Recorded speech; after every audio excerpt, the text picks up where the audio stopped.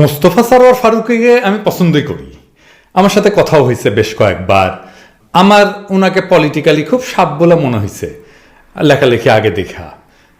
অনেকদিন লেখালেখি আমি ফলো করি নাই, যাই হোক হঠাৎ করে ফারুকী হিন্দু নাম নিয়া যে ঝামেলায় পড়ছে সেটার আলাপ সম্ভবত আমি শুরু করছিলাম, কারণ আমি দেখছিলাম ওইটা। তবে খুব ভালোভাবে সম্ভবত এক্সপ্লেন করতে পারি নাই যে ফারুকী কোথায় ঝামেলা করছে, ভুলটা করছে। আমার মনে হয় ফারুকীও বুঝতে পারে নাই সে কোথায় ঝামেলা করছে। আসেন আপনাদের দেখাই দিই, ফারুকী আপনিও দেখেন। আমরা আগে ফারুকীর স্ট্যাটাসটা দেখি, হ্যাঁ পড়ি একটু।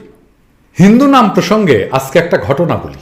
আচ্ছা বলেন, আমার শুরুর দিকের কাজের সঙ্গী ছিল সিনেমাটোগ্রাফার সুব্রত দাস রিপন, কিন্তু সবসময় ক্রেডিটে লিখতে বলতো সুব্রত রিপন। আমি কারণটা বুঝলেও চেপে থাকতাম। মানে ফারুকী কারণটা জানে, চেপে থাকতো। ফারুকী কি কারণ জানতেন আপনি?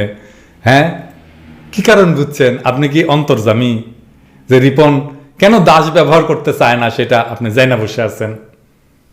কেমনে বললেন এটা? আচ্ছা যাই হোক, আবার পড়ি। তারপরে লিখতেছেন, এইটা নিয়ে আমার মধ্যে একটা অপরাধবোধ কাজ করতো, মানে ফারুকীর মধ্যে একটা অপরাধবোধ কাজ করতো। খুব ইম্পর্টেন্ট লাইন। এটাই হইতেছে বাংলাদেশের হিন্দু রাজনীতি। সেইটা কেমন? আসেন এটা একটু দেখি। বাংলাদেশে হিন্দু রাজনীতি কি? খুব সিম্পল। সেটা হচ্ছে বাংলাদেশে হিন্দুরা নির্যাতিত হয় এবং হইতেছে, এবং এই ভিকটিমহুড দিয়া মুসলমানদের অপরাধ বোধে ভুগানো, যেইটা ফারুকী ভুগছে। ওই যে বলছে না অপরাধ বোধে ভুগছি, এ ঘটনায় তো ভিকটিম ফারুকী নিজে, রিপন না। রিপনের নাম দাস না হইয়া যদি ব্যানার্জি, চ্যাটার্জি, ভট্টাচার্য, চক্রবর্তী হইতো, দেখতেন পদবিটা আগে দিত, মুসলমান হইলেও ছাড়তো না। একজন আছে না আবুল হোসেন ভট্টাচার্য, ছাড়তে পারে নাই ভট্টাচার্য। আর এইটা তো হিন্দু ধর্মের বর্ণ প্রথাজাত হীনমন্যতা, যার জন্যে সে তার বর্ণের পরিচয় দিতে চায় না। সেইটা ফারুকী ইন্টারপ্রেট করলো যে মুসলমানদের ভয়ে সে দাস নাম ব্যবহার করে নাই। আচ্ছা ভাই বলেন তো, ফারুকীর সিনেমা বাদই দেন, সত্যজিৎ রায়ের পথের পাঁচালী দেখছেন তো? না অনেকেই দেখছেন তাই না? সিনেমাটোগ্রাফার কে ছিল পথের পাঁচালীর? ফারুকী আপনি জানেন, নিজে বলতে পারবেন? পারবেন না, আমি শিওর। আচ্ছা বাদ দেন, সত্যজিৎ রায়ের কথা বাদ দেন। হাল আমলে তো পাঠান দেখছেন মোটামুটি সবাই, তাই না? বলেন তো দেখছেন না? সিনেমাটোগ্রাফার কে? সিনেমাটোগ্রাফার বাদ দেন, প্রযোজক কে? যার টাকা নিয়ে সিনেমাটা হয় তার নাম জানেন? দেখেন দেখেন না তো, ওইটা দেখলেও মনে রাখেন না তো। ফারুকীর ওইখানে নামটা দেখাইলে রিপনের কি এমন হাতি ঘোড়া হইত? কিছুই হইতো না তো। যেই জন্য সে পদবি ইউজ করতে চায় নাই। তাহলে কেন সে পদবি ইউজ করতে চায় নাই? কারণটা হইতেছে আত্মপরিচয়ের সংকট। এইটারে ফারুকী মুসলমানের কান্ধে চাপাইছে। ফারুকী তো জিগাইতে পারতো যে কেন ভাই তুমি এটা ইউজ করতে চাও না কেন? দেখেন সে কি বলে। তারপরে আপনি মনে মনে মনে করছেন আপনি জানেন, কারণ এটাই বোঝানো হয়েছে যে হিন্দুরা ভিকটিম। তোমাকে লজ্জা পাইতে হবে কারণ হিন্দুরা ভিকটিম, এটা দায় তোমার। এটা বেকুবি হইতে পারে, চালাকিও হইতে পারে, আবার দূষণও হইতে পারে। মানে আমি একটু বুঝাই বলি। ধরেন যেমন কালচারাল অঙ্গন বাংলাদেশ, এটা তো ইন্ডিয়ানদের আখড়া, তাই না? সেখানে চলতে ফিরতে চিন্তা দূষিত হইতেই পারে, এটাই হয়তো হইতে হয়েছে ফারুকীর।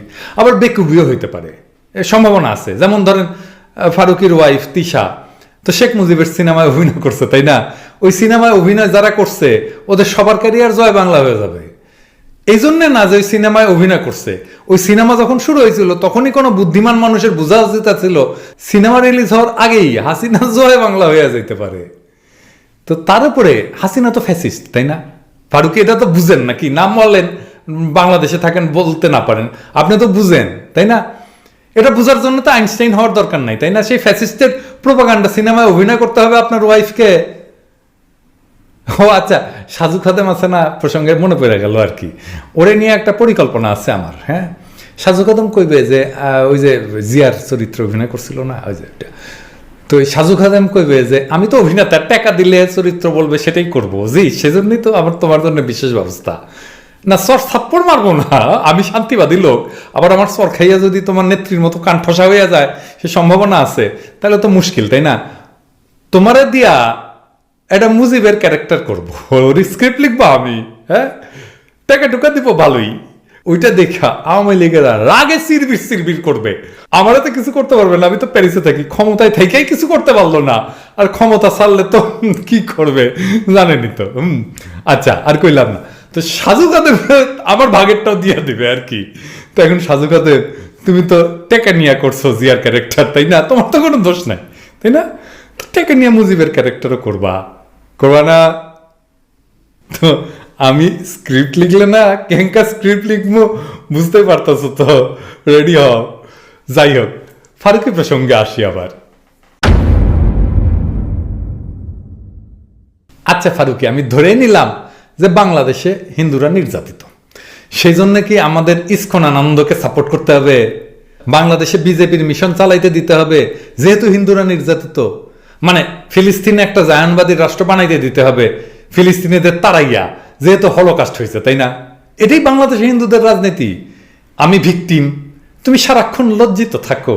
তুমি যদি লজ্জিত হও তাহলে তোমার মুসলমানি চিহ্ন নিয়ে লজ্জিত হও, তোমার ধর্ম নিয়ে লজ্জিত হও। তখন ফারুকি বলবে, তো মহারাজ এই অনন্ত পাপ থেকে আমাদের মুক্তি নেই? তখন বলবে, হ্যাঁ মুক্তি আছে বৎস, তুমি অসাম্প্রদায়িক হয়ে যাও। সেটা আবার কি মহারাজ? ফারুকি জিজ্ঞাসা করবে।